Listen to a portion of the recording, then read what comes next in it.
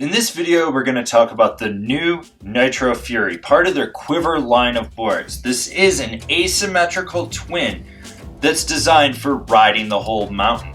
It's got their cam out camber so you can pop with it, and it's got a side cut so you can leave trenches with it. But hey, check out the rest of this fucking review because you know you want to. Cam out camber is traditional camber into a slight reverse or rocker at the tips. This makes it a little more loose and forgiving out there, but still retains that snap and pop of traditional camber. This board is only available in two sizes, 157 and 163. Okay, so let's break down the flex pattern for this board.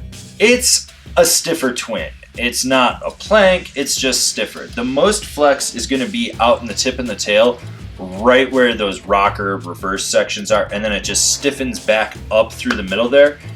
With an okay amount of torsional flex, not a lot. It's enough to really let you drive the board and steer it, but not enough to overwhelm you or force you to bring your A game, which is one of the big things to note about this board. You don't have to have your A game to ride something that's this stiff. You'd figure it'd be more aggressive, but it's not. You can be laid back and playful with it. Now, how's the stability on it? I went through some lumps and chunder and shit at the end of the day, just heavy push mounds. And other than a little bit of flapping in the tip and the tail, there wasn't much to it. This board was very, very stable, very, very damp. It just rode over everything, but it still retained its liveliness. It was still a board that you could just pop at the last minute and send it off anything. How does this board pop? Actually, very easily. Even with that camber zone, you notice that this board doesn't have to be loaded up unless you want it to. I recommend loading it up because you're going to get more snap with it. But this board just pops with ease. You'll find yourself riding around the mountain, awing over small children that fall in your way, awing over the lips of the kiddie park jumps and tail tapping them, or, just getting into the park and just popping off side features, hitting things really weird with it.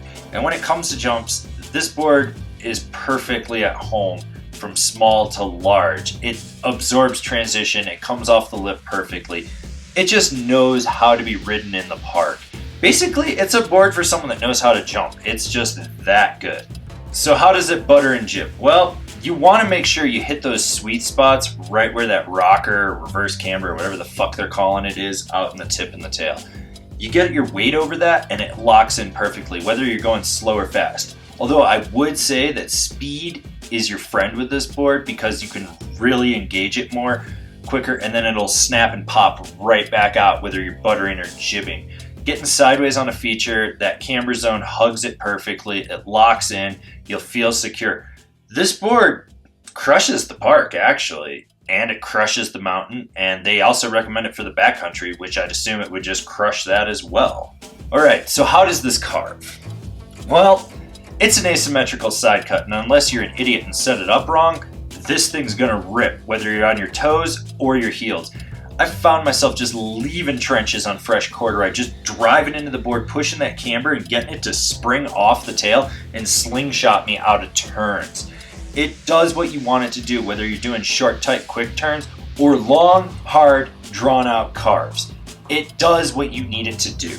I would definitely recommend this board for someone that's a little more technical, that really understands how to push a board to its limits. You can be laid back with it, but this is a quiver of one type of board, and it's great at it. It's very versatile. I would not hesitate taking this out the POW. I would not hesitate taking this off a 40-foot jump.